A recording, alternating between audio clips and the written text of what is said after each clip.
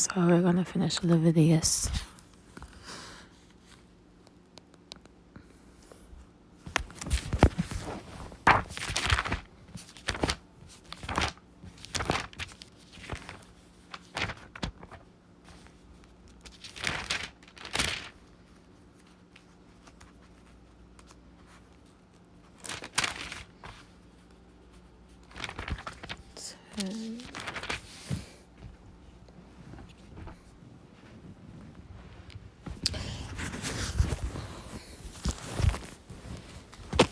So Leviticus 10.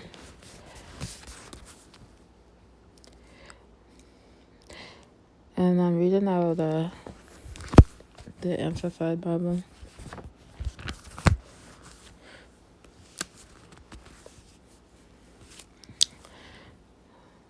The sin of Nadab and Abihu. Now Nadab and Abihu, the sons of Aaron, took their respective ceremonial centers, put fire in them and placed incense on it, and offered strange, unauthorized, unacceptable fire before the Lord, an act which he had not commanded them to do. So when they did that, and the fire came out from the presence of the Lord and devoured them, and they died before the Lord.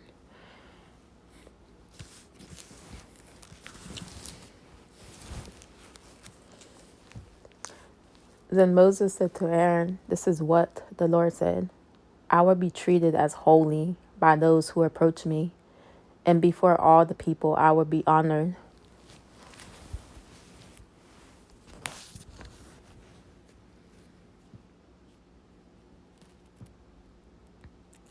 I will be treated as holy, and before all the people I will be honored. Although we are saved by grace through faith in Christ," Ephesians chapter 2, verse 8, "God's nature has not changed. We can never forget that God insists on being treated as holy, especially as we serve him." 1 Peter chapter 1, verse 14, verse 19.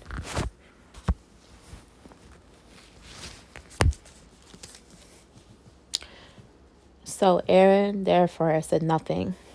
Moses called Mishael and Eleazar and the sons of Israel, who was Aaron's uncle, and said to them, "Come here and carry your relatives away from the front of the sanctuary and take them outside the camp."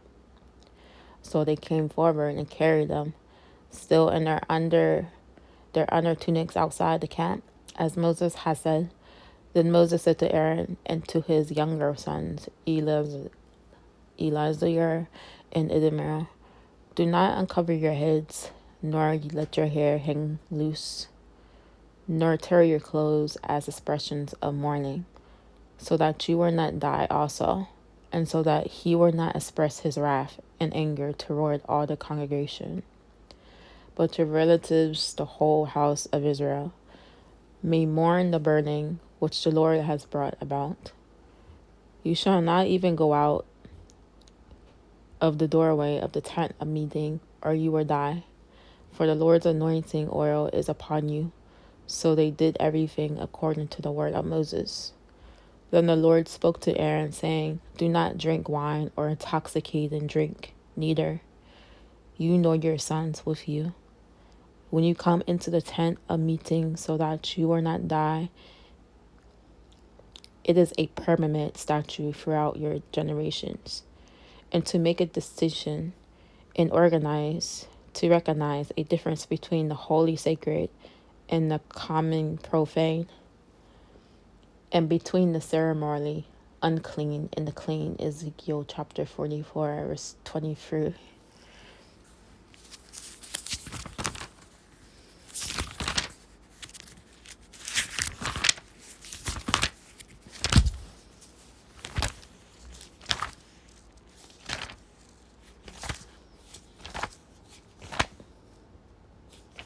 Ezekiel.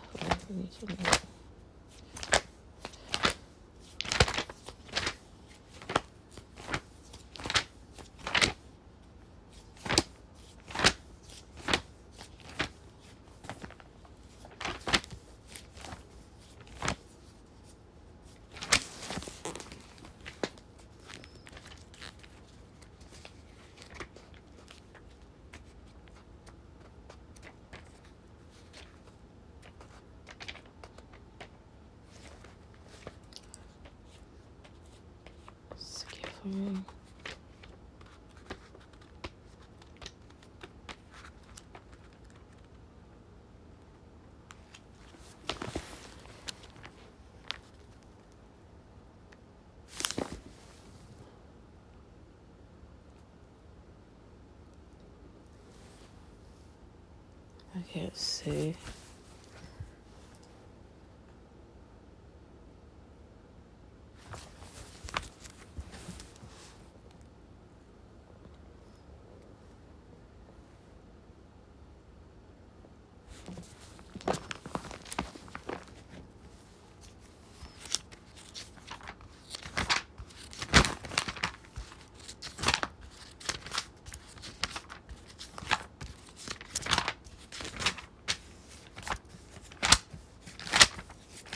Where is it?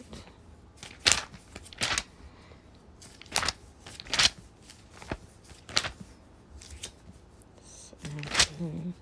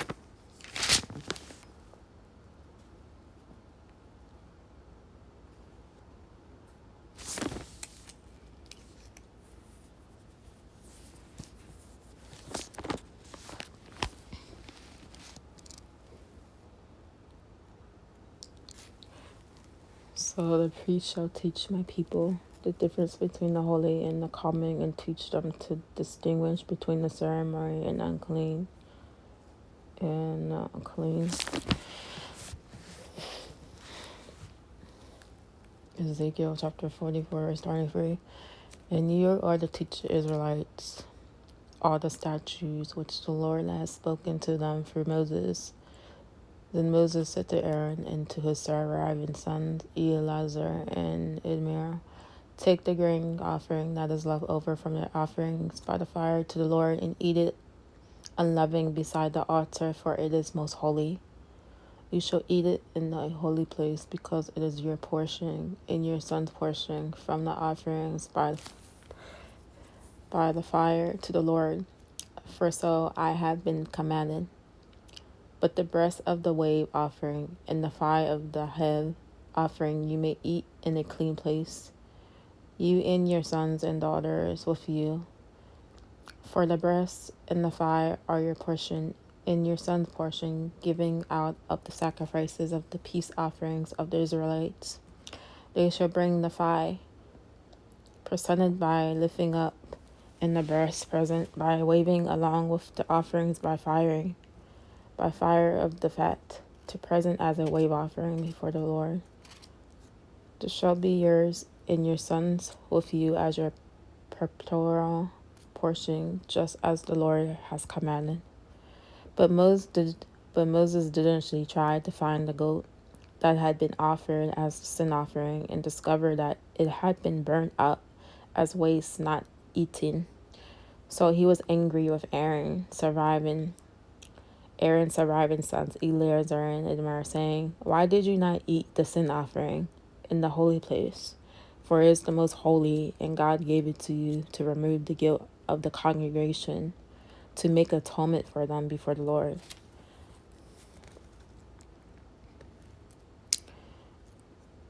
Behold, its blood was not brought into the holy place. You certainly should have eaten the goat in the sanctuary, just as I commanded. Then Aaron said to Moses, this very day they have obediently presented their sin offering and their burnt offering before the Lord. But such terrible things as these have happened to me and to them. If I and my sons had eaten a sin offering today, would it have been acceptable and pleasing in the sight of the Lord? Hosea chapter 9:4. When Moses heard that, he was satisfied.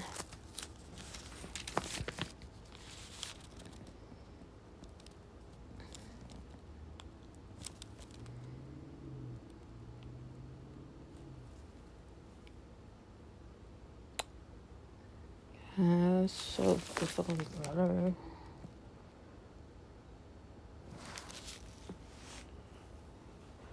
Hosea 9:4.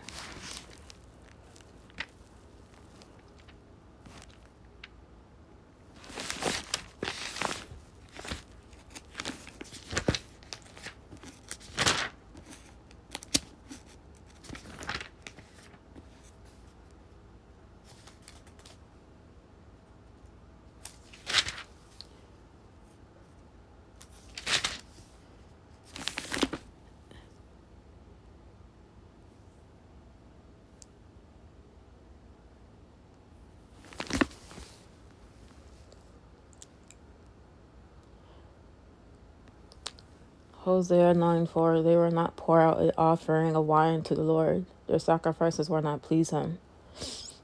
Their bread would be like mourners, bread eaten at funerals. All who eat it will be a ceremony unclean, for their bread will be for themselves. It will not enter the house of the Lord to be consecrated.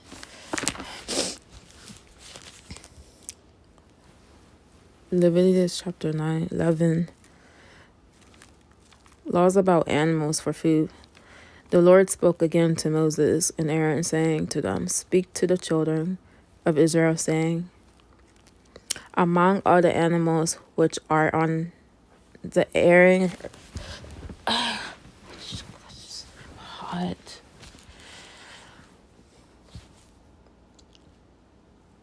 Aaron saying to them, Speak to the children of Israel, saying, Among all the animals which are on the earth, these are the animals which you may eat.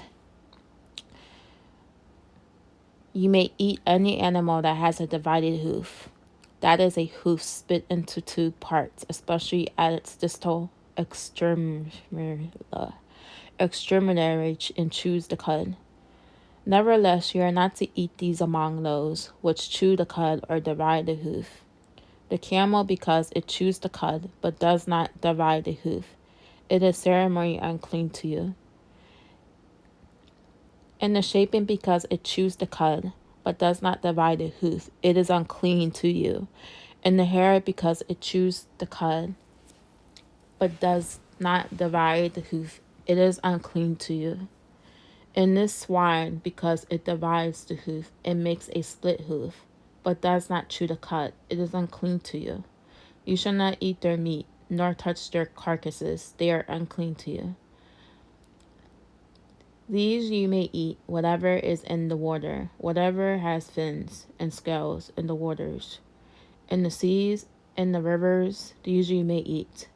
But whatever does not have fins and scales in the seas and in the rivers, of all the teeming life in the waters and all the living creatures that are in the waters, they are to be considered detestable to you.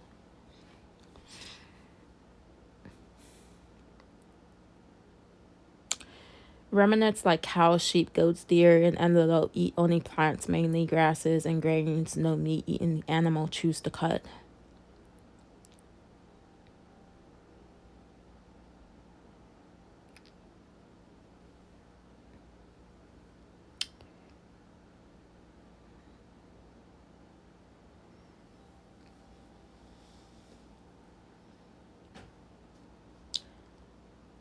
They shall be hated things to you. You may not eat their meat, you shall not detest their carcasses. Everything in the water that does not have fins and scales is detestable to you. Avoid the unclean. These you shall detest among the birds. They are not to be eaten, for they are hated things, the eagle and the vulture and the buzzard, the kite and every kind of falcon, every kind of raven, the ostrich, the nighthawk, the seagull, every species of hawk, the little owl and the cormorant and the gray owl, the white owl, the pelican, the Korean vulture, the stork, all kinds of heron, and hoop and the bat. All winged insects that walk on all fours are detestable to you. Yet of all winged insects that walk on all fours you may eat those which have legs above their feet, which to leap on the ground. Of these you may eat the whole species of migrantly locusts, of bald locust, of cricket, and of grasshopper.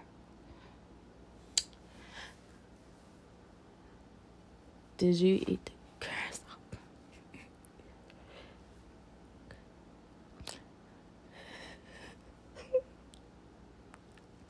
In the case of the unclean animals eating their meat or touching their dead bodies caused the Israelites to be unclean or ritually impure. However, touching a live animal did not make the Israelites unclean, and they were allowed to use camels and donkeys as beasts of burden.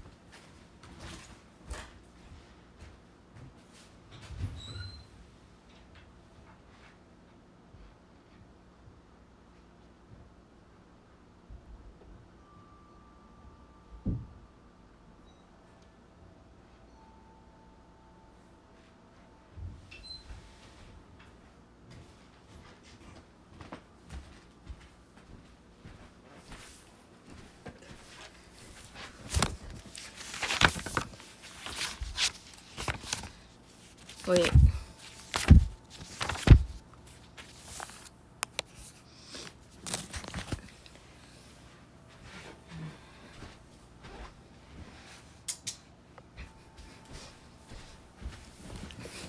Leviticus 11.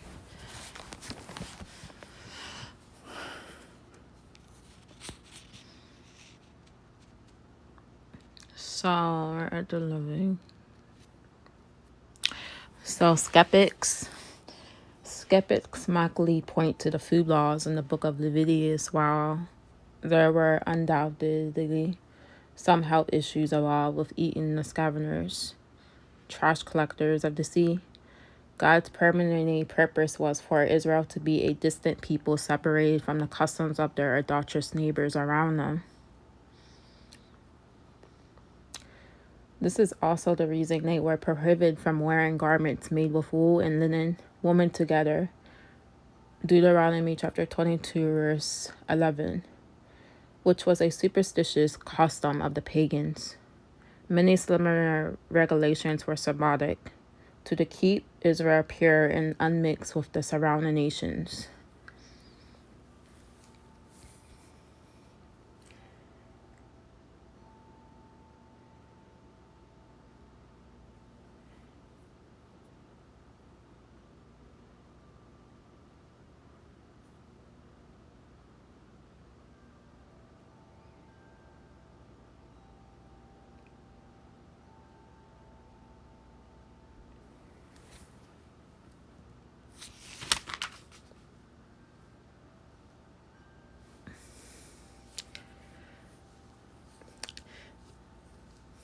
Different laws of God. If we don't rightly divide the word of truth, we will be confused as to what God requires in his law. There are three categories into which the Old Testament law may be divided: the moral law, the ceremony law, and the civil judicial law. The moral law, summarized in the Ten Commandments, represents God's own moral character. For a chart comparing God's character and the Ten Commandments, see page 280. These are forever binding in both Old and New Covenants. God will judge humanity by the standard of his moral law. Read Romans chapter 2, verse 12, and James chapter 2, verse 12. The law brings the knowledge of sin so that we see our need of a Savior. It acts as a mirror to show ourselves in truth. The second is the ceremony law. These are types, shadows, and figures of the coming Christ. This is the sacrificial system of the Old Covenant, and also includes the whole cleanness code, including restrictions on food, etc. The Hebrews chapter 10 verse 1 says the law is only a shadow of the good things to come and not the very image of the things. The third category is the symbol of the judicial law. These are the laws for the nation of Israel that represented the criminal code, with all its procedures and punishments, as well as many other regulations and restrictions. As for which law to use in the gospel presentation, look to the example of scripture. For instance, Paul, Romans chapter 2, verse 21, verse 24. James chapter 2, verse 10, verse 11. And Jesus, Luke chapter 18, verse 18, verse 20. Each used the moral law, the Ten Commandments, to bring the knowledge of sin. It is only the moral law that is written on the hearts of all men. See Romans chapter 2, verse 15. The conscience speaks to the sins of lust, hatred, lying, thief, adultery, etc., not to whether or not we should eat snails or a fish with scales.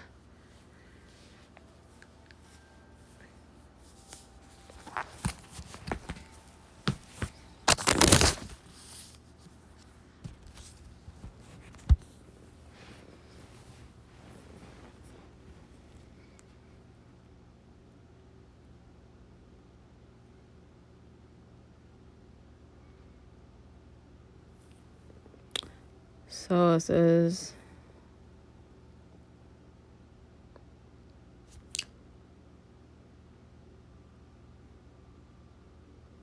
yes, she may eat among all the winged incense of walk all far as those who above their feet joint and legs, which to climb, to jump on the earth. These of them you may eat: the locust, its kind, and the devastating locust in its kind, and the cricket in its kind, and the grasshopper in its kinds. But all other winged insects, which are four-footed, are detestable to you. By these, moreover, you will be made unclean. Whoever touches their carcasses become unclean until evening. And whoever picks up any their carcass shall wash his clothes, and be unclean until evening. Concerning all the animals which divide the hoof, but do not make a spit hoof, or which do not chew the cud, they are unclean to you. Whoever touches them become unclean. And whatever walks on its paws among all the creatures that walk on all fours are unclean to you. Whoever touches their carcasses becomes unclean until evening. And the one who picks up their carcasses shall wash his clothes and be unclean until evening, and they are unclean to you. Now these are to you the unclean among the swarming things which swarm on the earth: the mole, and the mouse, and the great lizard, and its kinds, and the gecko, and the crocodile, and the lizard, and the sand reptile, and the chameleon. These are to you the unclean among all the swarming things. Whoever touches them, when they are dead, become unclean until evening. Also anything on which one of them may fall, when they are dead, becomes unclean, including any wooden article, or clothing, or a skin, or a sack. Any article of which use is made, it shall be put in the water and be unclean until evening, then it becomes clean. As for any earth earthenware vessel into which one of them may fall, whatever is in it becomes unclean, and you shall break the vessel. Any of the food which may be eaten on which water comes shall become unclean, and any liquid which may be drunk in every vessel shall become unclean. Everything moreover, on which part of their carcass may fall becomes unclean. An oven or a stove shall be smashed. They are unclean and shall continue as unclean to you. Nevertheless, a spring or a cistern collecting water shall be clean, though the one who touches their carcasses shall be unclean. If a part of their carcass falls on any seed for sowing which is to be sown, it is clean. Though if the water is put on the seed and a part of their carcass falls on it, it is unclean to you. Also, if one of the animals dies, which you have for food, the one who touches its carcass becomes unclean until evening. He eats some of its carcass shall wash his clothes and be unclean until evening, and the one who picks up its carcass shall wash his clothes and be unclean until evening. Now every swarming thing that swarms on the earth is detestable, not to be eaten. Whatever crawls on its belly and whatever walks on all fours, whatever has many feet, in respect to every swarming thing that swarms on the earth, you shall not eat them, for they are detestable. Do not render yourself detestable through any of the swarming things that swarm, and you shall not make yourself unclean with them, so that you become unclean. For I am the Lord your God. Consecrate yourself, therefore, and be holy, for I am holy. And you shall not make yourself unclean with any of the swarming things that swarm on the earth. For I am the Lord who brought you up from the land of Egypt to be your God. Thus you be holy, for I am holy. This is the law regarding the animal and the bird and every living thing that moves in the water and everything that swarms on the earth, to make a distinction between the unclean and the clean, and between the edible creature and the creature which is not to be eaten.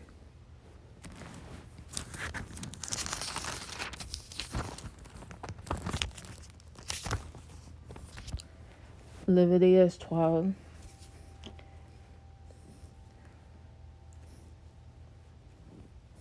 Then the Lord spoke to Moses, saying, Speak to the sons of Israel, saying, When a woman gives birth and bears a male child, then she shall be unclean for 7 days. As in the days of her menstrual,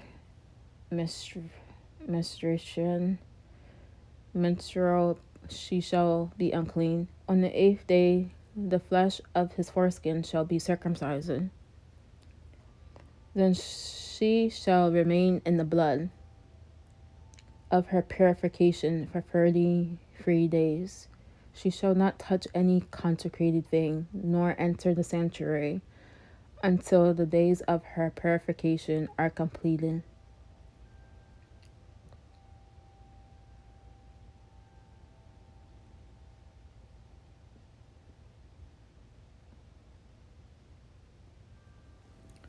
But if she bears a female child, then she shall be unclean for 2 weeks, as in her menstruation, and she shall remain in the blood of her purification for 60 days. When the days of her purification are completed for a son or for a daughter, she shall bring to the priest at the doorway of the tent of meeting a 1-year-old lamb for a burnt offering, and a young pigeon or a turtle dove for a sin offering. Then he shall offer it before the Lord and make atonement for her, and she shall be cleansed from the flow of her blood. Then is the law for her who bears a child, whether a male or a female. But if she cannot afford a lamb, then she shall take 2 turtle doves or 2 young pigeons, the one for a burnt offering and the one for a sin offering. And the priest shall make an atonement for her, and she shall be clean.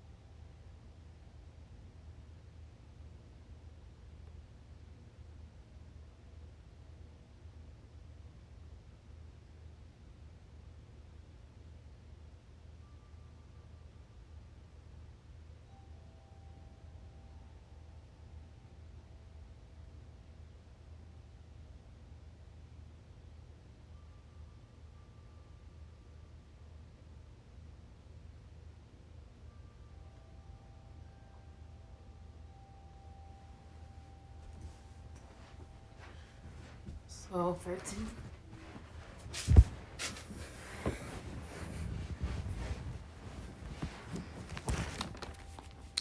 Then the Lord spoke to Moses and Aaron, saying, when a man has on the skin of his body a swaring or a scab or a bright spot, and it becomes an affection of leprosy on the skin of his body, then he shall be brought to Aaron the priest, or to one of his sons, the priests. Then the priest shall look at the mark on the skin of the body, and if the hair in the infection was turned white, and the affection appears to be deeper than the skin of his body, it is an affection of leprosy. When the priest has looked at him, he shall be pronounced him unclean. But if the bright spot is white on the skin of his body, and it does not appear to be deeper than the skin, and the hair on it has not turned white, then the priest shall isolate him from has the affection for 7 days. The priest shall look at him on the 7th day, and if in his eyes the infection has not changed and the affection has not spread on the skin, then the priest shall isolate him for 7 more days. The priest shall look at him again on the 7th day, and if the affection has faded and the mark has not spread on the skin, then the priest shall pronounce him clean. It is only a scab, and he shall wash his clothes and be clean. But if the scab spreads further on the skin after he has shown himself to the priest for his cleansing, he shall appear again to the priest. The priest shall look, and if the scab has spread on the skin, then the priest shall pronounce him unclean. It is leprosy. When the affection of leprosy is on a man, then he shall be brought to the priest. The priest shall then look, and if there is a whistle swelling in the skin, and if it has turned the hair white and there is quick raw flesh in the swine, it is a chronic leprosy on the skin of his body, and the priest shall pronounce him unclean, and he shall not isolate himself, for he is unclean. If the leprosy breaks out further on the skin, and the leprosy covers all the skin of him who has the affection from his head even to his feet, as far as the priest can see. Shaping.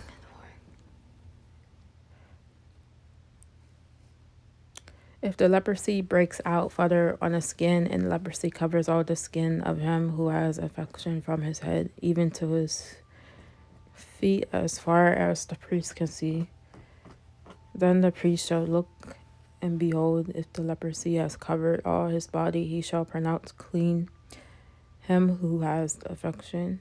It has all turned white, and he is clean. But whenever raw flesh appears on him, he shall be unclean. The priest shall look at the raw flesh, and he shall pronounce him unclean, and the flesh is unclean, it is leprosy. Or if the raw flesh turns again, and it is changed to white, then he shall come to the priest. And the priest shall look at him, and behold, if the affection has turned to white, then the priest shall pronounce him clean. Him who has the affection, he is clean.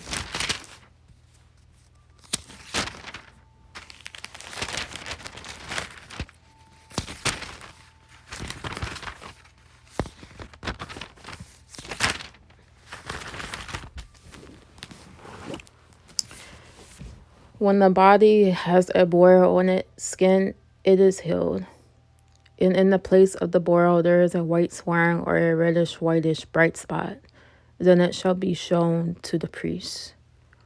And the priest shall look, and behold, if it appears to be lower than the skin, and the hair on it has turned white, then the priest shall pronounce him unclean. It is the affection of leprosy. It has broken out in the boil.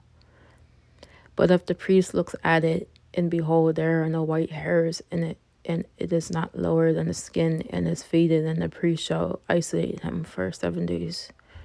And if it spreads further on the skin, then the priest shall pronounce him unclean. It is an infection. But if the bright spot remains at this place and does not spread, it is only the scar of the boil, and the priest shall pronounce him clean.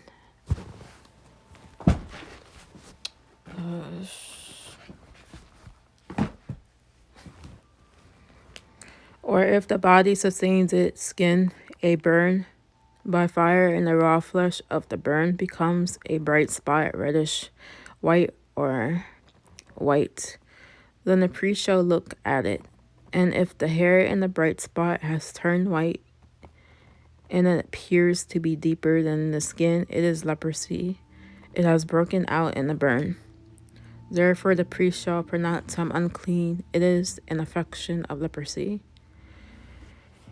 But if the priest looks at it, and indeed there is no white hair in the bright spot, and it is no deeper than the skin, but is dim, then the priest shall isolate him for 7 days. And the priest shall look at him on the 7th day. If it spreads further in the skin, then the priest shall pronounce him unclean. It is an affection of leprosy. But if the bright spot remains in its place and has not spread in the skin, but is dim, it is the swelling from the burnt. And the priest shall pronounce him clean, for it is only the scar of the burn. Now if a man or a woman has an infection on the head or on the beard, then the priest shall look at the infection, and if it appears to be deeper than the skin, and there is a thin yellowish hair in it, then the priest shall pronounce him unclean. It is the scale. It is leprosy of the head or of the beard. But if the priest looks at the affection of the scale, indeed it appears to be deeper than the skin, and there is no black hair in it, then the priest shall isolate the person with the scaly affection for 7 days. On the 7th day, the priest shall look at the affection. If the scale has not spread and no yellow hairs has grown on it, and the appearance of the scale is no deeper than the skin, then he shall shave himself. But he shall not shave the scale, and the priest shall isolate the person with the scale 7 more days. I don't know why I'm reading from the Nav's Bible.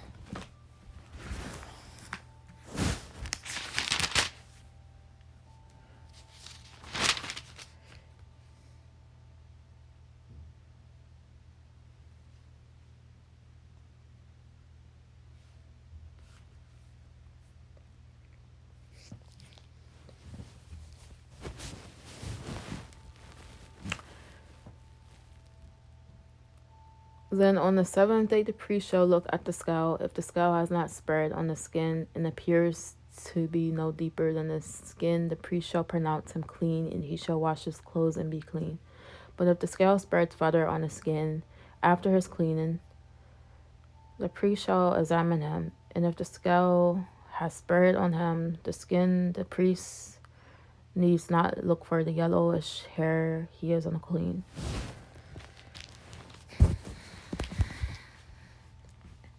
If in the priest's estimation,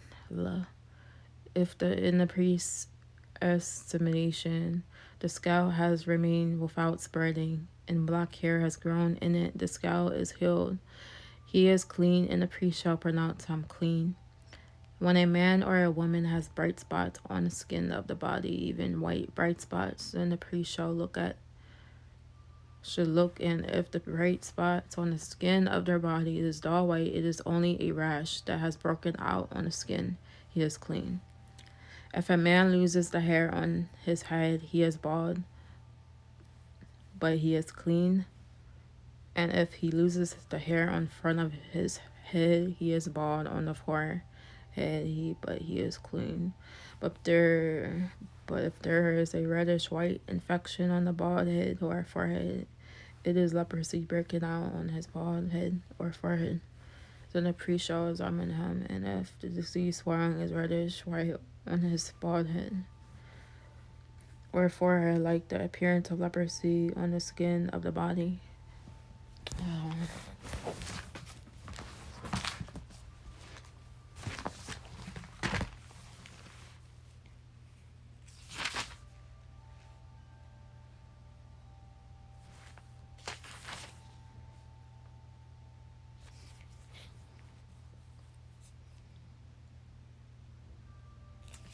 So,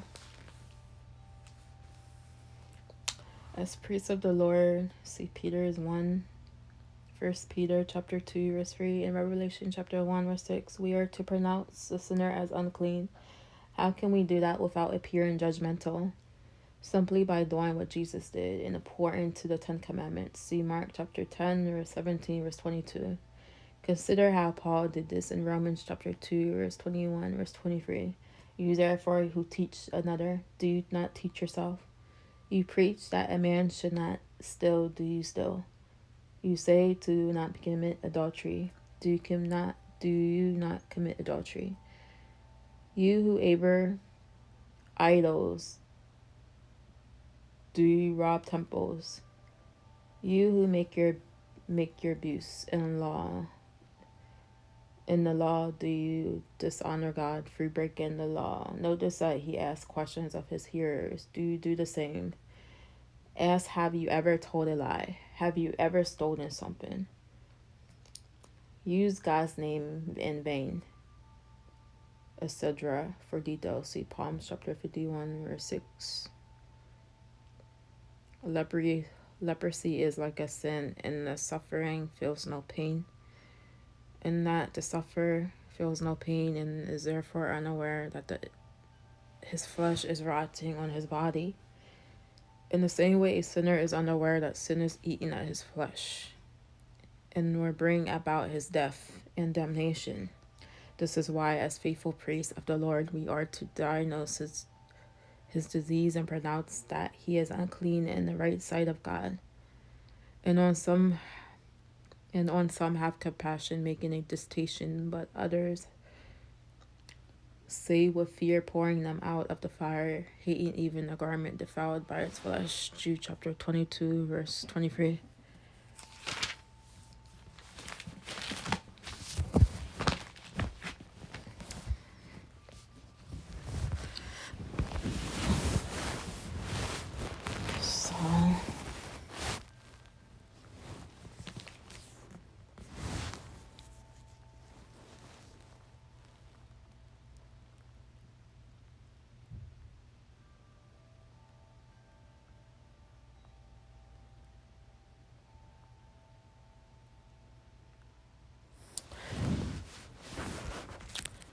He is a leprous man, he is unclean. The priest shall most certainly pronounce him unclean. His disease is on his head. As for the leper who has the infection, his clothes shall be torn, and the hair of his head shall be uncovered. Disheveled, what? Disheveled. And he shall cover his mustache and call it out, unclean, unclean. He shall remain ceremonially unclean as long as the disease is on him. He is unclean. He shall live alone, and he shall live outside the camp. When a garment has a mark of leprosy in it, whether it is a wool garment or a linen garment,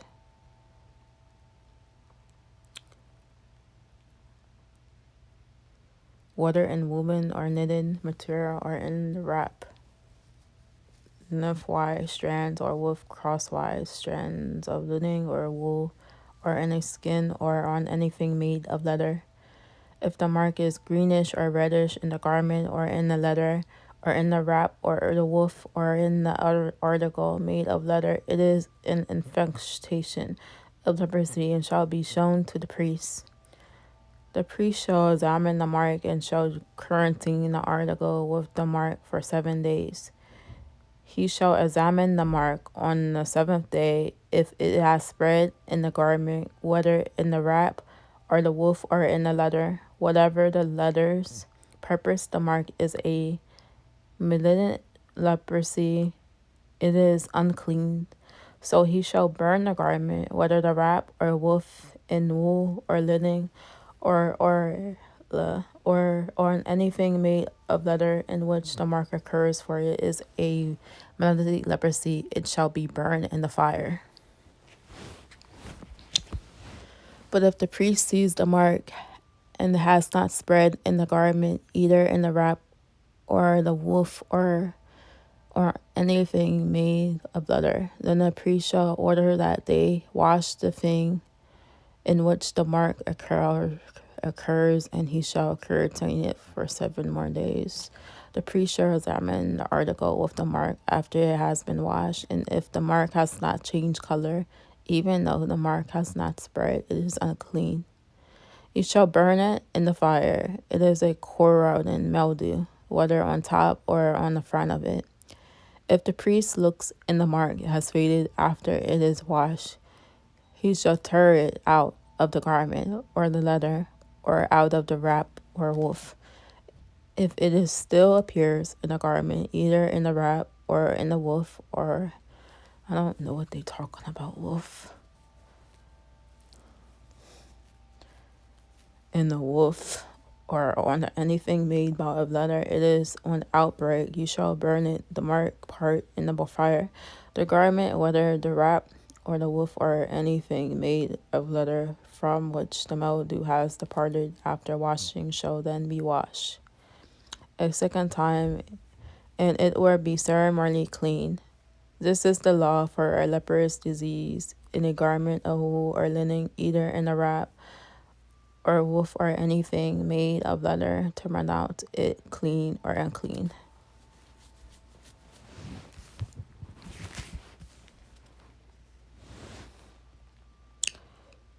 These actions were signs of mourning for chronic skin diseases, isolated the patients from life and family as if they had died. It is easy to see how leprosy became a metaphor for sin, like serious skin diseases. Sin is dangerous and ultimately fatal, often difficult to diagnose and incurable without God's intervention. The procedures for diagnosing a problem with a garment were similar to those for diagnosing human skin elements. The fact that a garment was considered worth saving after a piece had been torn out of was an economic consideration, reflecting the value of cloth.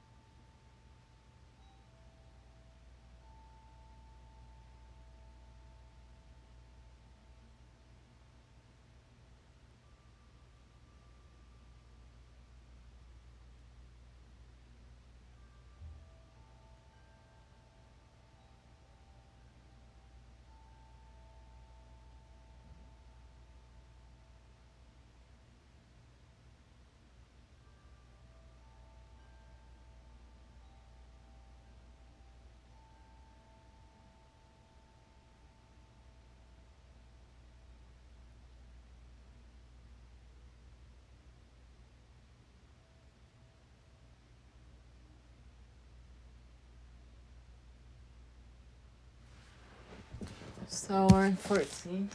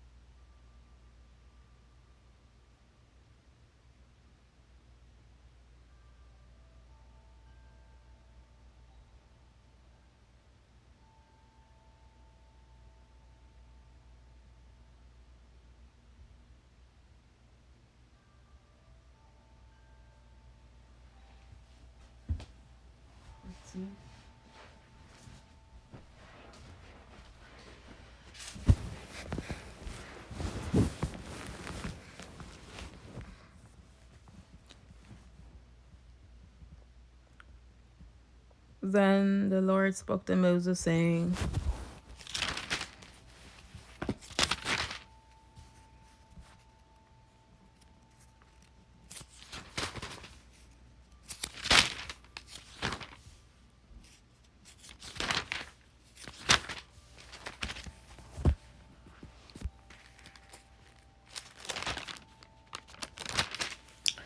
this shall be the law of the leper. On the day of his ceremony cleansing, he shall be brought to the priest at a meeting place outside the camp. The priest shall go out of the camp to meet him, and the priest shall examine him. And if the leper has been healed of the infection of leprosy, then the priest shall give orders to take 2 live clean birds in cedar wood and scarlet string and hyssop for the one to be cleansed. Hebrews chapter 9, verse 19, verse 22.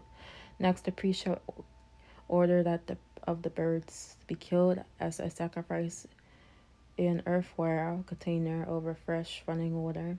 As for the live bird, he shall take it together with the cedar wood and scarlet string and hyssop, and shall dip them in the live bird in the blood, in the live bird in the blood of the bird sacrifice over the running water. He shall sprinkle the blood 7 times on the one to be cleansed from the leprosy, and shall pronounce him ceremony clean. Then he shall let the live bird go free over the open field. Then one to be cleansed shall wash his clothes, shave off all his hair, and bathe in water, and he shall be clean. After that he may become in the camp, but he shall stay outside of his tent for 7 days. On the 7th day he shall shave all his hair. He shall shave his head and his beard and his eyebrows, even all his hair on his body. Then he shall wash his clothes and bathe his body in water and be clean. Now on the 8th day he shall take 2 male lambs without blemish, and a yearling lamb without blemish, and 3/10 of an ephah of fine flour mixed with olive oil as a grain offering, and 1 log, about a pint of oil. And the priest who cleanses him shall present the man.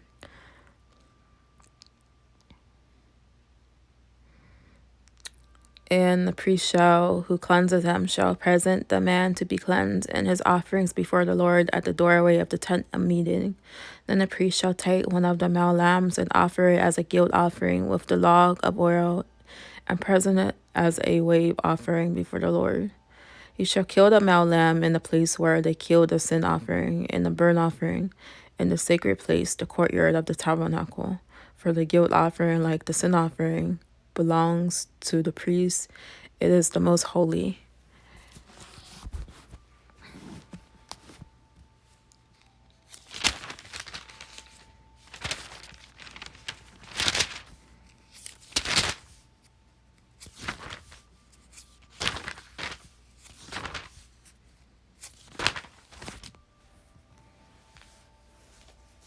The priest shall take some of the blood of the guilt offering and put it on the lobe of the right ear of the one to be cleansed, and on the thumb of his right hand, and on the big toe of his right foot. The priest shall also take some of the log of oil and pour it into a palm of his own hand, left hand. And the priest shall dip his right finger in the oil that is in his left palm, and with his finger sprinkle some of the oil 7 times before the Lord. Of the rest of the oil which is in his palm, the priest shall put some on the lobe of the right ear of the one to be cleansed, and on the thumb of his right hand, and on the big toe. This is so weird in ceremonies. And on the big toe of his right foot, and on the top of the blood of the guilt offering. The remaining oil that is in the priest's palm shall be put on the head of the one to be cleansed. The priest shall make the atonement for him before the Lord. Next, the priest shall offer the sin offering and make atonement for the one to be cleansed from his uncleanness, and afterward kill the burnt offering.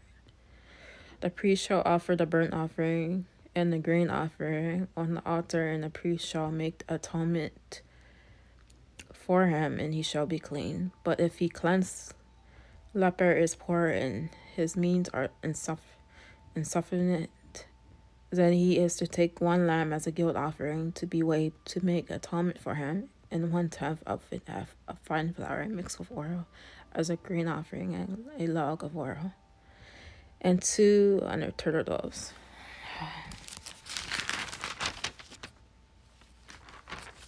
This word is so complicated.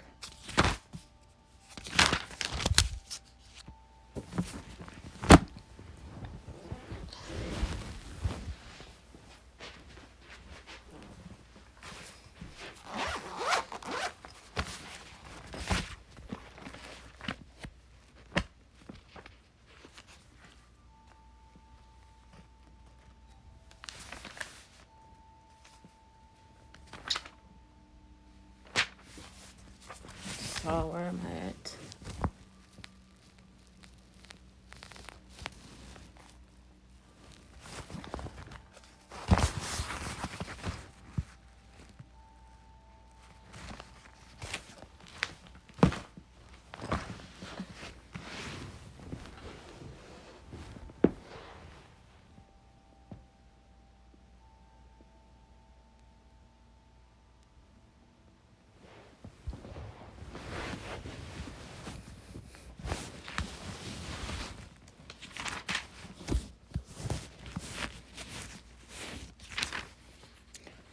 So I'm at 14.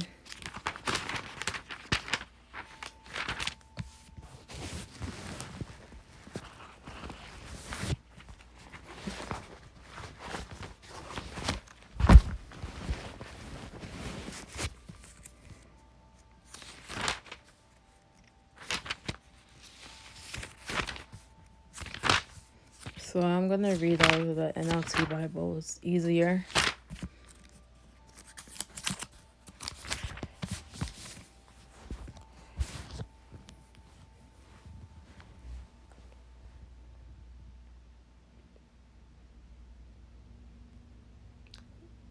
Leviticus chapter 14, the beginning. And the Lord said to Moses, the following instructions are for seeking ceremony purification and from skin diseases. Those who have been healed must be brought to the priest, who will examine them at a place outside the camp. If the priest finds that someone has been healed of a serious skin disease, he will perform a purification ceremony using 2 live birds that are ceremony clean, a stick of cedar, some scarlet yarn, and a hyssop branch. The priest will order that 1 bird be slaughtered over a clay pot filled with fresh water. He will take the live bird, the cedar stick, and the scarlet yarn and the hyssop branch, and dip them into the blood of the bird that was slaughtered over the fresh water. The priests were then sprinkle the blood of the dead bird 7 times on the person being purified of the skin disease. When the priest has purified the person, he will release the live bird in the open field to fly away. The persons being purified must then wash their clothes, shave off all their hair, and bury themselves in water. Then they will be ceremonially clean and may return to the camp. However, they must remain outside their tents for 7 days. On the 7th day, they must again shave all their hair from their heads, including the hair of their beard and eyebrows. They must also wash their clothes and bathe themselves in water. Then they will be ceremonially clean.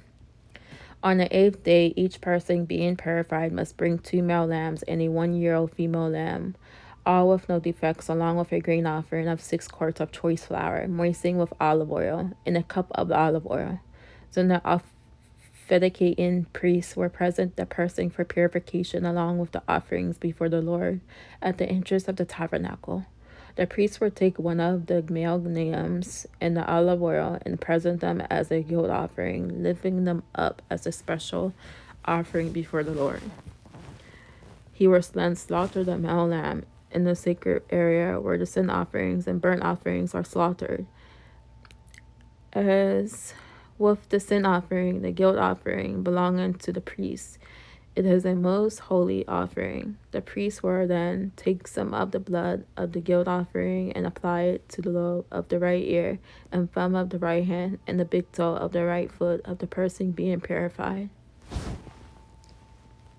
Then the priest will pour some of the olive oil in the palm of his own left hand. He will dip his right finger into the oil in his palm and sprinkle some of it with his finger 7 times before the Lord. The priest will then apply some of the oil in his palm over the blood from the guilt offering, that is, on the lobe of the right ear and the thumb of the right hand and the big toe of the right foot of the person being purified. The priest will apply the oil remaining in his hand to the head of the person being purified through the process. The priest will purify the person before the Lord.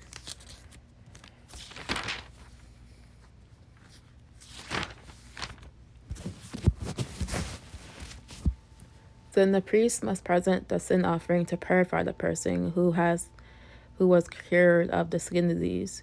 After that, the priest will slaughter the burnt offering and offer it on the altar along with the grain offering. Through the process, the priest will purify the person who has healed, and the person will be ceremonially clean. But anyone who is too poor and cannot afford these offerings may bring 1 male lamb for a guilt offering to be lifted up as a special offering to purification. The person must also bring 2 quarts of choice flour moistened with olive oil for the grain offering and a cup of olive oil.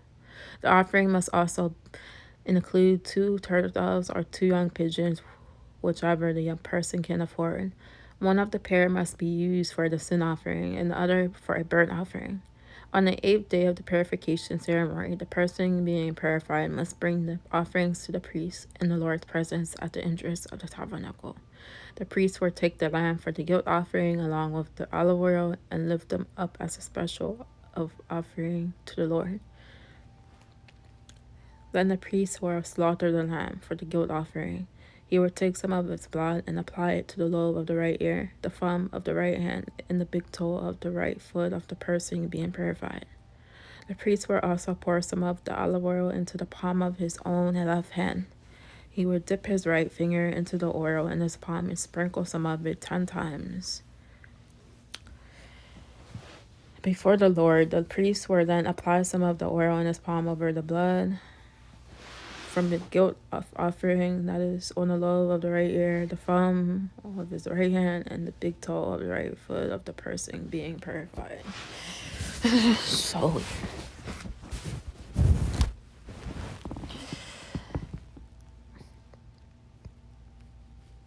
The priest will apply the oil remaining in his hand to the head of the person being purified. Through this process, the priests will purify the person .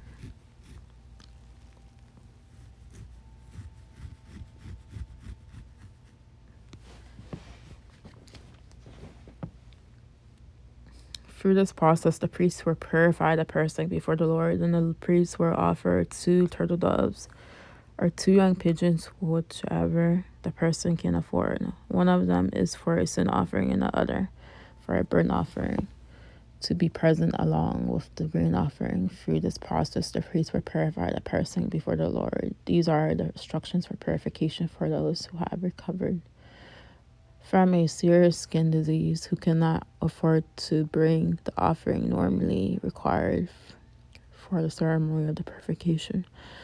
I don't know, so weird.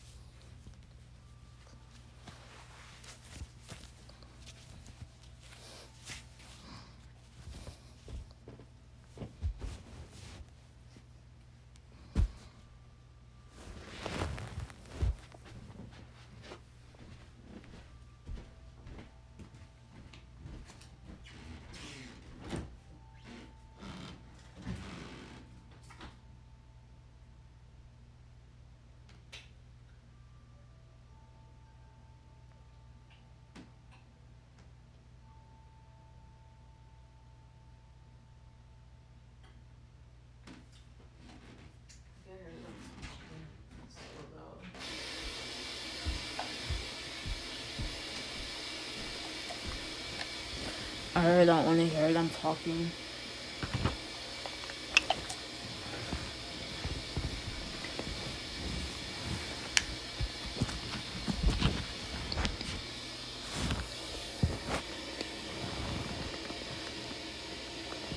That is what's wrong with this apartment. You can hear people talking their conversations through the walls.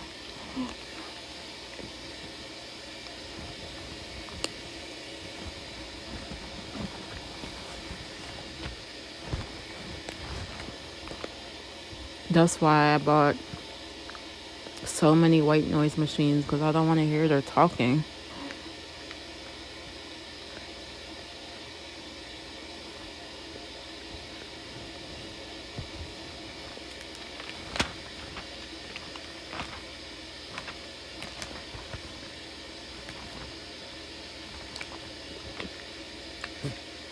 All I know is, thank God we don't have to do all these weird ceremonies in the Old Testament, that Jesus shed his blood for our sins and made it easy for us. Just put our faith in him alone.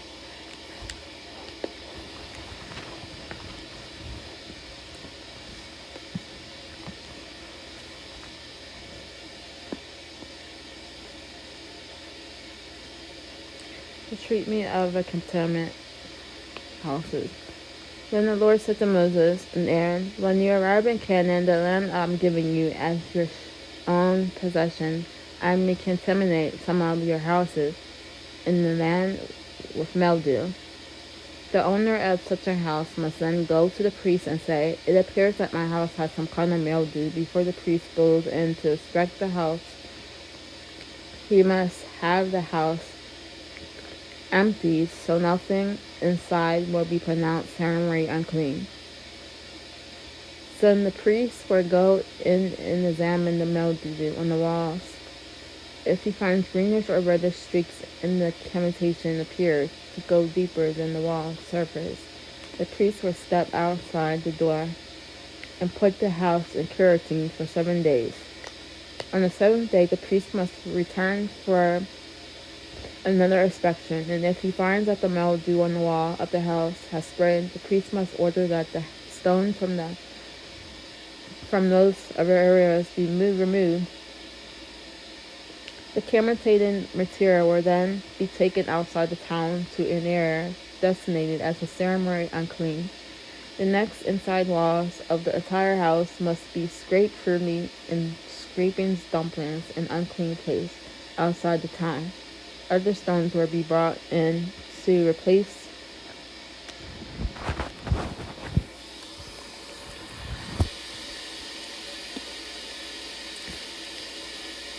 to replace the ones that were removed, and the walls will be replastered. But if the mildew appears after all the stones have been replaced, and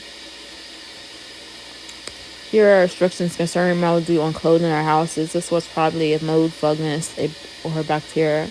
This common infection could spread rapidly and promote disease. So checking its spread as soon as possible was important. What actually relationship in your life has similar destructive effect on you or your faith?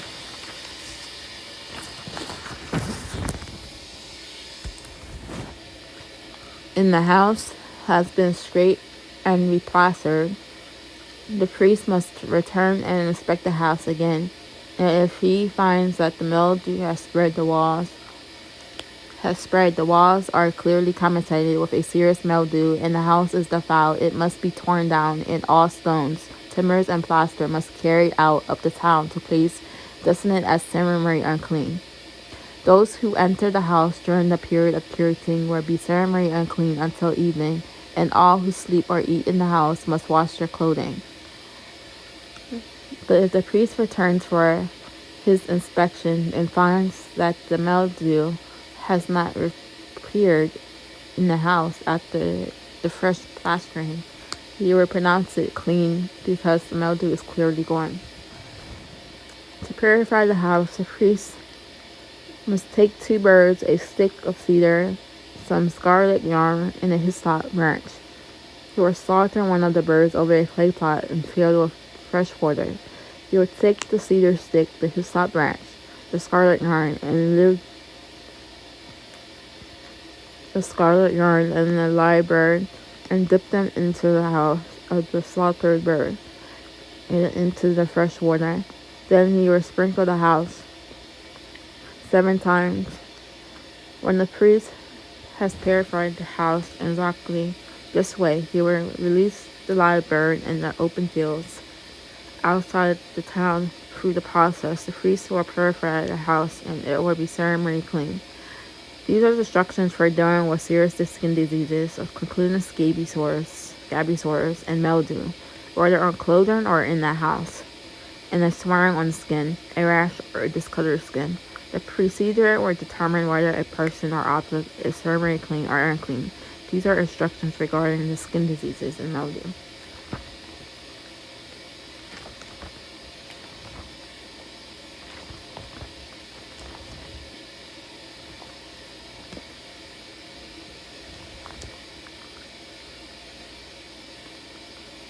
Leviticus chapter 15.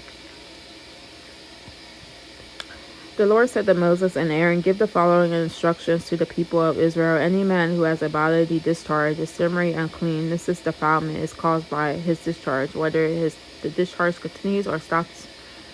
In either case, the man is unclean. Any bed on which the man with the discharge lies and anything on which he sits will be ceremonially unclean. So if you touch the man's bed, you must wash your clothes and bathe yourself in water, and you will remain unclean until evening. If you sit where the man with the discharge has sat, you must wash your clothes and bathe yourself in order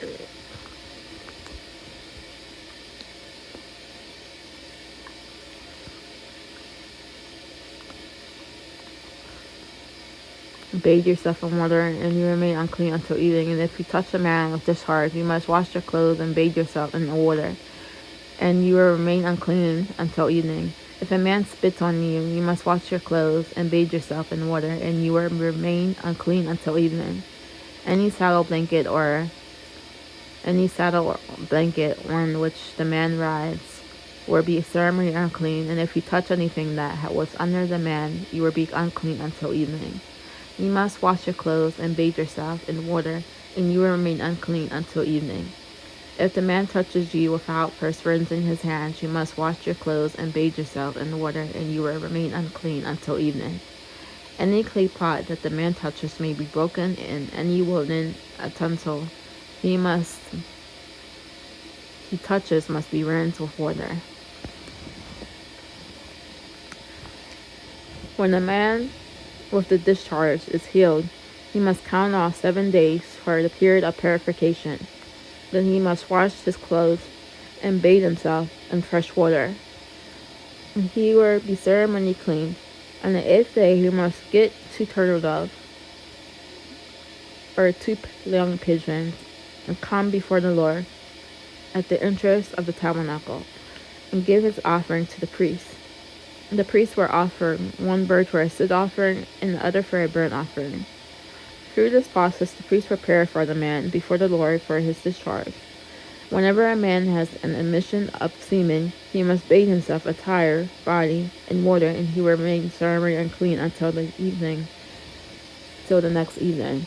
Any clothing or leather with a semen on it must be washed in the water, and they will remain unclean until evening.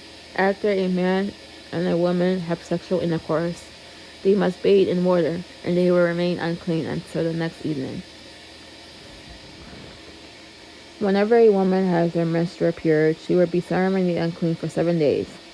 Anyone who touches her during that time will be unclean until evening. Anything on which the woman lies or sits during the time of her period will be unclean. If any of you touch her bed, you must wash your clothes and bathe yourself in water, and you will remain unclean until evening. If you touch any object she sat on, you must wash your clothes and bathe yourself in water, and you will remain unclean until evening. This includes her bed and any other object she has sat on. You will be unclean until evening, and if you touch it, if a man has sexual intercourse with her, and her blood touches him, her menstrual impurity will be transmitted to him, and he will remain unclean for 7 days, and any bed on which he lies will be unclean. If a woman has a flow of blood for many days that is unrelated to her menstrual period, or if the blood continues beyond the normal period, she is ceremonially unclean. As during her menstrual period, the woman will be unclean as long as the discharge continues. Any bed she lies on and any object she sits on during the time will be unclean, just as during her normal menstrual period. If any one of you touches these things, you will be ceremonially unclean, and you must wash your clothes and bathe yourself in water, and you will remain unclean until evening.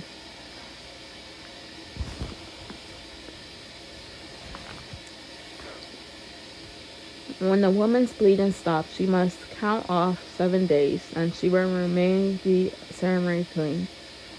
On the 8th day, she must bring 2 turtle doves or 2 young pigeons and present them to the priest at the entrance of the tabernacle. The priest will offer 1 for a sin offering and the other for a burnt offering. Through this process, the priest will purify her before the Lord for the ceremonial impurity caused by her bleeding. People of Israel from the ceremony uncleanness. Otherwise, they would die, for their impurity would defile the tabernacle that stands among them. These are instructions for dealing with anyone who has a bodily discharge. A man who is unclean because of an emission of semen, or a woman during her menstrual period. It applies to any man or woman who has a bodily discharge, and to a man who has sexual intercourse with a woman who is ceremonially unclean.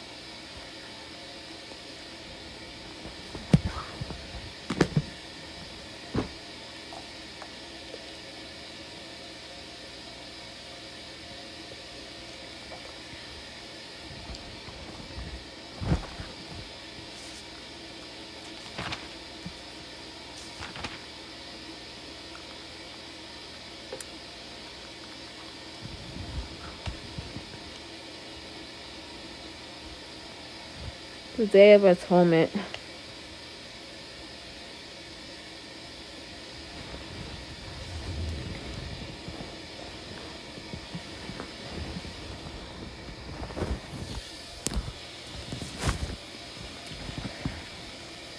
The Lord spoke to Moses after the death of Aaron's 2 sons, who died after they entered the Lord's presence and burned the wrong kind of fire before him.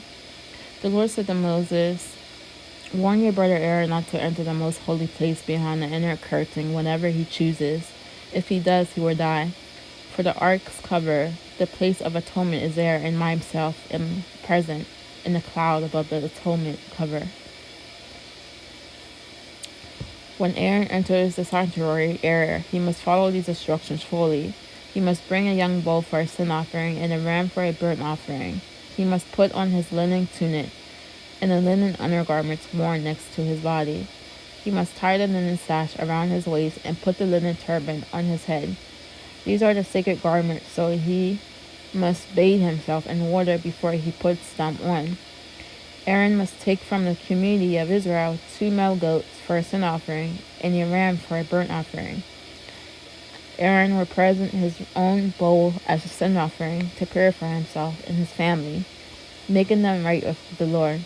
Then he must take the 2 male goats and present them to the Lord at the entrance of the tabernacle. Aaron had to spend hours preparing himself to meet God on the Day of Atonement, but we can approach God anytime because of Jesus Christ. The way to God has been opened. See Hebrews chapter 4, verse 16.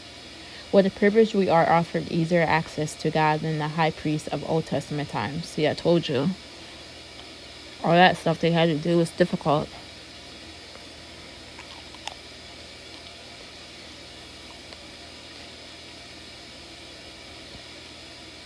But easy access to God does not eliminate our need to prepare our hearts, as we know, to draw near in prayer.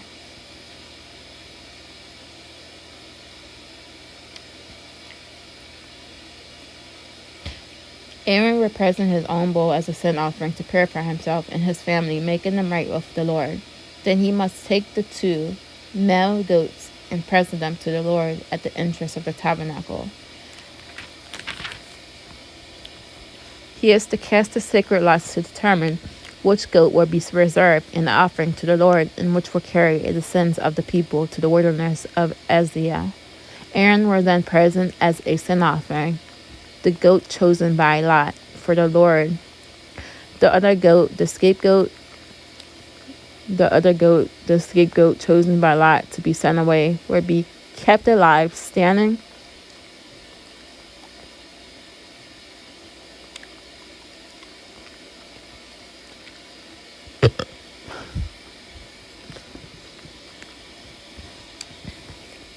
before the Lord.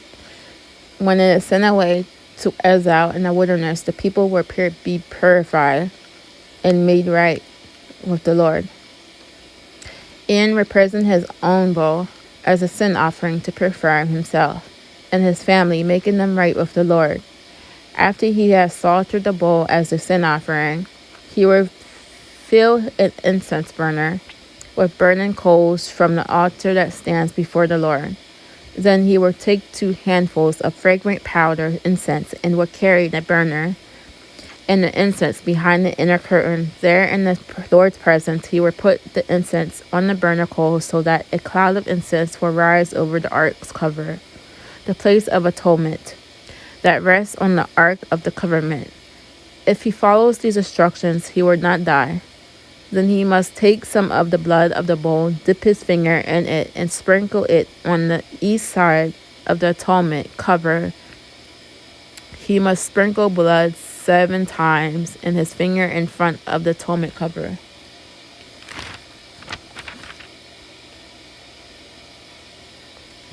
Then Aaron must slaughter the first goat as a sin offering for the people and carry its blood behind the inner curtain. There he will sprinkle the goat's blood over the atonement cover and in front of it, just as he did with the bull's blood. Through this process, he will purify the most holy place, and he will do the same for the entire tabernacle because of the defiling sin and rebellion of Israelites.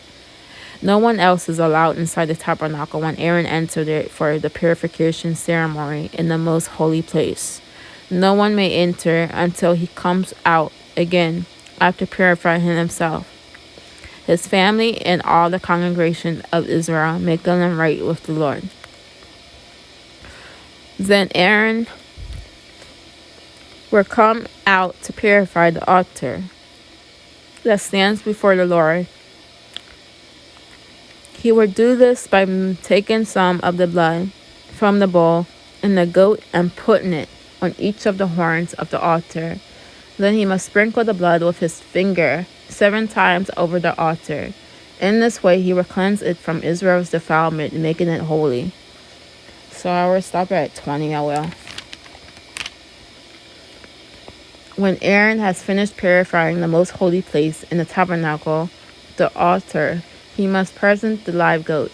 He will lay both of his hands on the goat's head and confess over it all the wickedness, rebellion, and sins of the people of Israel. In this way, he will transfer the people's sins to the head of the goat. Then a man specially chosen for the task will drive the goat into the wilderness. As the goat goes into the wilderness, it will carry all the people's sins upon itself into a distant land.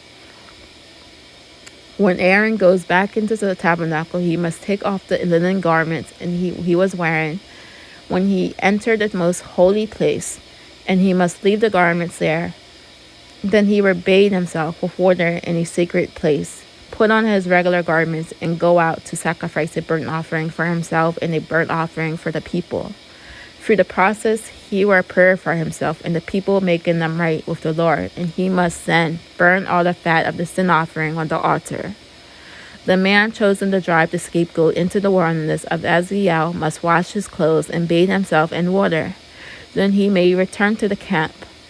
The bull and the goat present as a sin offering, whose blood is Aaron's, take into the most holy place for purification ceremony, will be carried outside the camp. The animal's hides, internal organs, and dung are all to be burnt. The man who burns them must wash his clothes and bathe himself in water before returning to the camp. On the 10th day of the appointed month in early autumn, you must deny yourself. Neither native-born Israelites nor foreigners living among you may do any kind of work. This is a permanent law for you. On that day, offering of purification will be made for you, and you will be purified in the Lord's presence from all your sins. It will be a Sabbath day of complete rest for you, and you must deny yourselves. This is a permanent law for you. In future generations, the purification ceremony will be performed by the priest who has been anointed and ordained to serve as a high priest in place of his ancestor. Aaron, he will put on his linen garments and purify the holy place in the tabernacle altar, the priest and the entire congregation. This is a permanent law for you, to purify the people of Israel from their sins, making them right with the Lord. Once each year, Moses followed all these instructions exactly as the Lord had commanded him.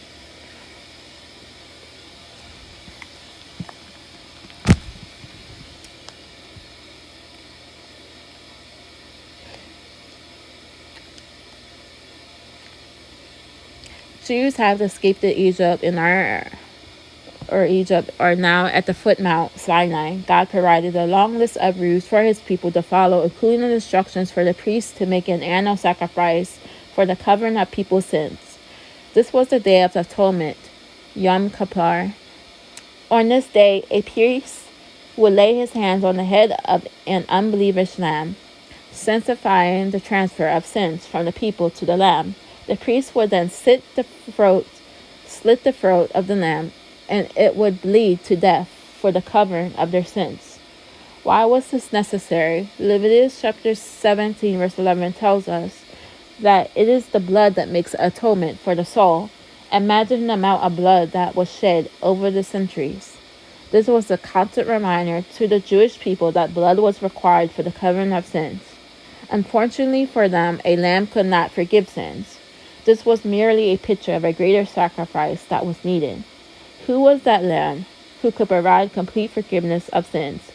Only Jesus Christ, about whom John the Baptist proclaimed, "Behold the Lamb of God, who takes away the sin of the world."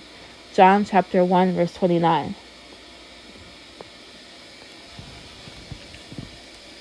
Leviticus chapter 17. The Lord said to Moses,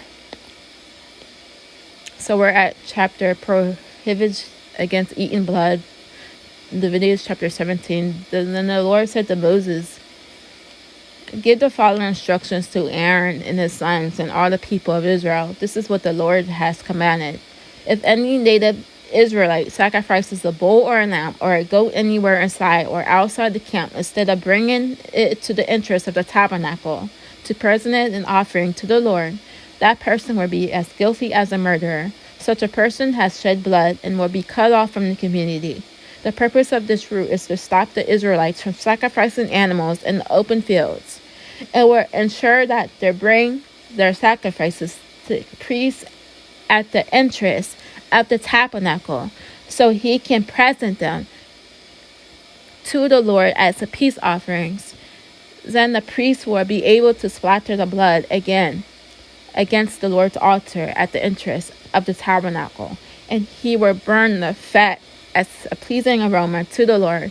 The people must no longer be unfaithful to the Lord by offering sacrifices to great goat idols. This is a permanent law for them to be observed from generation to generation. Give them the command as well. If any native Israelite or foreigner living among you offers a burnt offering or a sacrifice, but does not bring it to the entrance of the tabernacle to offer it to the Lord, that person will be cut off from the community.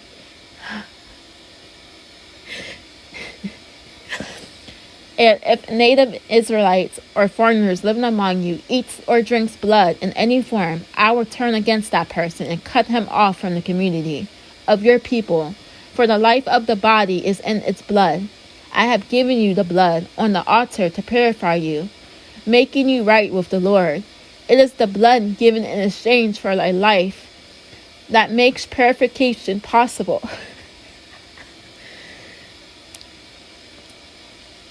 That is why I have said to the people of Israel, you must never eat or drink the blood, neither you nor you foreigners living among you.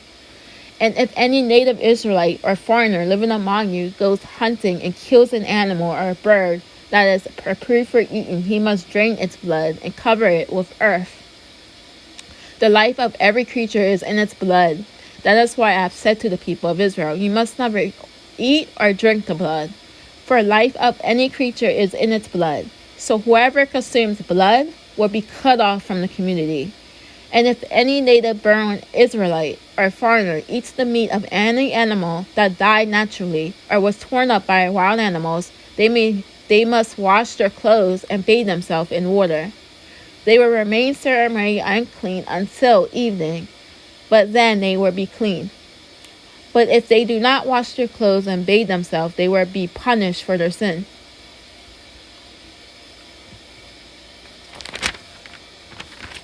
So we're at Leviticus chapter 18.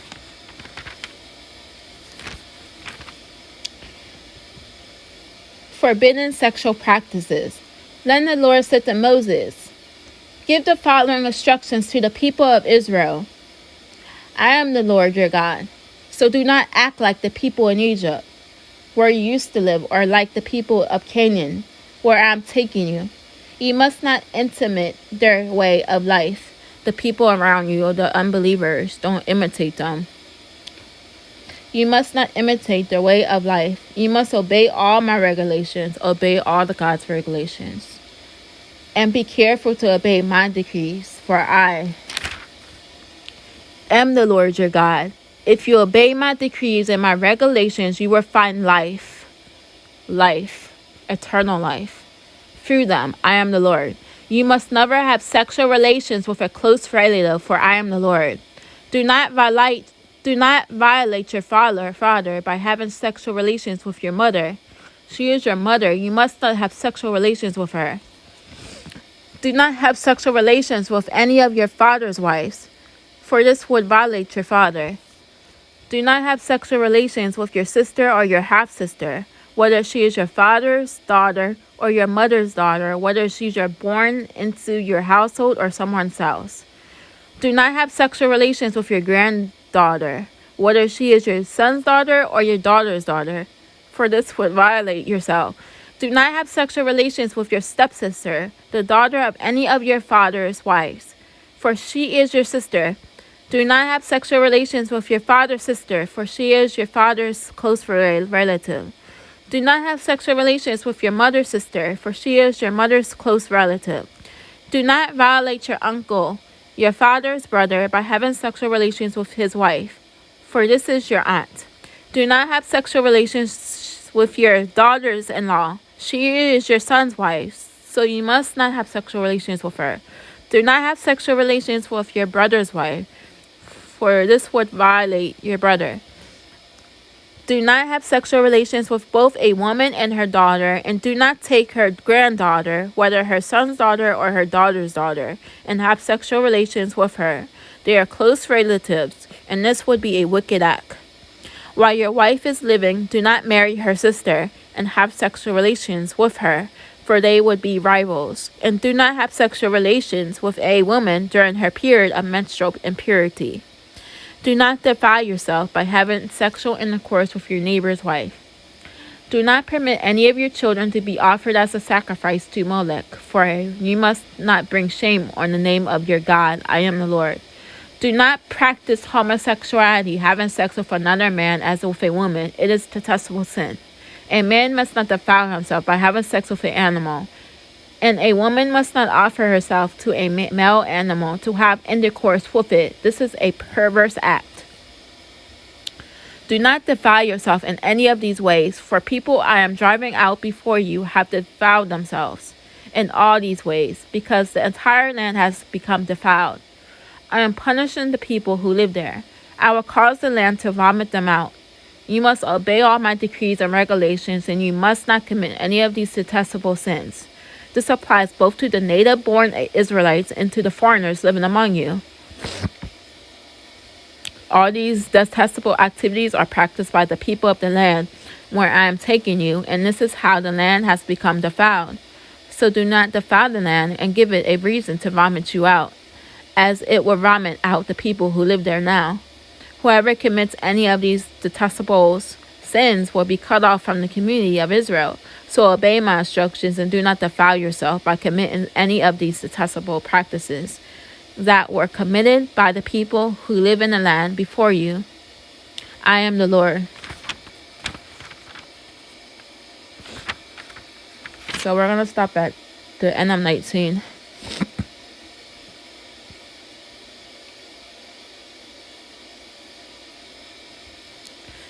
Holiness and personal conduct. The Lord also said to Moses, give the following instructions to the entire community of Israel. You must be holy because I, the Lord your God, am holy. Each of you must show great respect for your mother and your father, and you must always observe my Sabbath days of rest. I am the Lord your God. Do not put your trust in idols or make them metal images of gods for yourselves. I am the Lord your God. When you sacrifice a peace offering to the Lord, offer it properly so you will be accepted by God. The sacrifice must be eaten on the same day you offer it or the next day. Whatever is left over until the third day must be completely burned up. If any of the sacrifices is eaten on the third day, it will be contaminated, and I will not accept it. Anyone who eats it on the third day will be punished for the defiling what is holy to the Lord, and will be cut off from the community. When you harvest the crops of your land, do not harvest the grain along with the edges of your fields, and do not pick up the harvests drop. It is the same with your grape crop, and do not strip every last bunch of grapes from the vines, and do not pick up the grapes that fall to the ground. Leave them for the poor people and the foreigners living among you. I am the Lord your God. Do not steal, do not deceive or cheat one another. Do not bring shame on the name of your God by using it to swear falsely. I am the Lord. Do not defraud or rob your neighbor. Do not make your hired workers wait until the next day to receive their pay. Do not assault the deaf or cause the blind to stumble. You must fear the Lord your God. I am the Lord. Do not twist justice in legal matters by favoring the poor or being partial to the rich and powerful. Always judge people fairly. Do not spread slanderous gossip among your people. Do not stand idly by when your neighbor's life is threatened. I am the Lord. Do not nurse hatred in your heart for any of your relatives. Confront people directly so that you will not be held guilty for their sin. Do not seek revenge or bear grudge against a fellow Israelite, but love your neighbor as yourself. I am the Lord. You must obey all my decrees, and do not mate 2 different kinds of animals, and do not plant your field with 2 different kinds of seed. Do not wear clothing woven to different kinds of thread.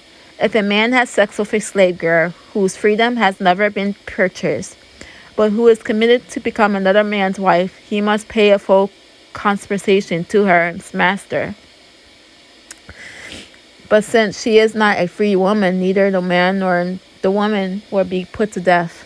The man, however, must bring a ram as a guilt offering and present it to the Lord at the entrance of the tabernacle. The priest will then purify him before the Lord with the ram of the guilt offering, and the man's sin will be forgiven. When you enter the land and plant fruit trees, leave the fruit unharvested for the first 3 years and consider it forbidden. Do not eat it in the 4th year. The entire crop must consecrated to the Lord as a celebration of praise. Finally, in the 5th year, you may eat the fruit. If you follow this pattern, your harvest will increase. I am the Lord your God.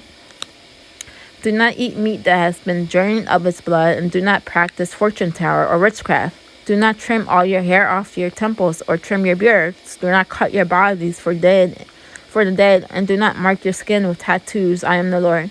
Do not defile your daughters, making them her a prostitute, or the land will be fouled with prostitution and wickedness. Keep my Sabbath days of rest and show reverence toward my sanctuary. I am the Lord. Do not defile yourself by turning to mediums or to those who consult the spirits of the dead. I am the Lord your God. Stand up in the presence of the elderly and show respect for the aged. Fear your God. I am the Lord. Do not take advantage of foreigners who live among you in the land. Treat them like a native-born Israelites and love them as you loved yourself. Remember that you were once foreigners living in the land of Egypt. I am the Lord your God. Do not be dishonest standards. One measuring left weight or volume. Your scales and your weights must be accurate, and your containers for measuring dry materials or liquids must be accurate. I am the Lord your God who brought you out of the land of Egypt. You must be careful to keep all my decrees and regulations by putting them into practice. I am the Lord.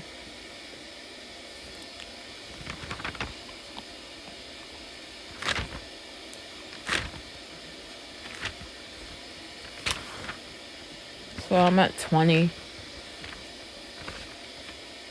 1, 2, okay.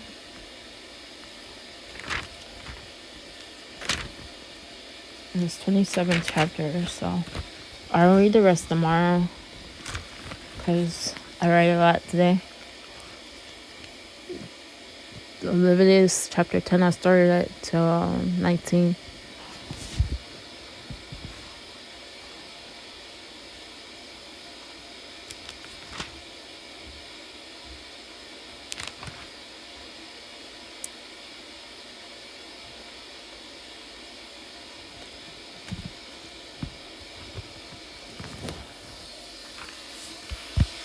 So I'm going to read this article, and then I'll be done. Many Jews understandably equate Christianity with Roman Catholicism. When they watch the news at Christmas or Easter, they see people kneeling and kissing the hand of a man in a white robe with a big white hat and a golden scepter, the Pope. Then they see people bowing down to graven images of saints and praying to and worshiping Mary. To the Jews, Christianity is therefore a false religion because it directly violates the first and second commandment. Many Jews even equate Christianity with Adolf Hitler, despite the fact that biblical Christianity is soaked in love of humanity. While Hitler's philosophy was saturated in the blood of pure hatred, Hitler illustrated the church by installing his own leaders and Nazi pastors, then used the church structure to mock the Bible and teach that Jews were children of the devil. The Nazi army even had belt and buckles engraved with God millions, God with us. So in the eyes of many Jews, the evil of Nazism came directly through the Christian church. That is why when we approach a Jewish person with a New Testament in our hand or a cross around our neck and sweetly say, I would like to talk with you about Jesus, to them we might as well be saying, hi, I represent an institution that is filled with pedophiles, bows down to idols, and worships false gods, and was responsible for the murder of 6 million of your Jewish brothers and sisters. No wonder they are reckless to talk with us. That is why it's important to learn to go through Moses to get to Jesus. Take the Jewish people as you should anyone who is self-righteous. for the law before you to tell them about grace. For more on Judaism, because page 1782,